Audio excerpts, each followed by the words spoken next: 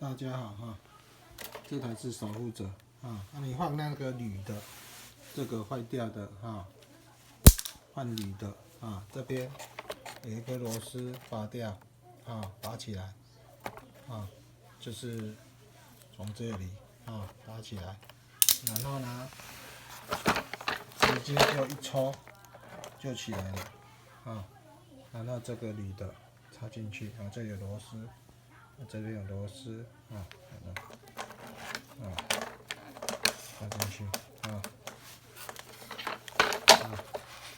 这样就换好了啊。然后这边锁起来，上面这里锁起来啊，就是铝腿了啊。这个差别在哪里？这个一撞还是烂掉啊，轮胎又比较大，你如果在跑草地上更好啊。那这个已经用很久了，烂掉了啊。好，谢谢。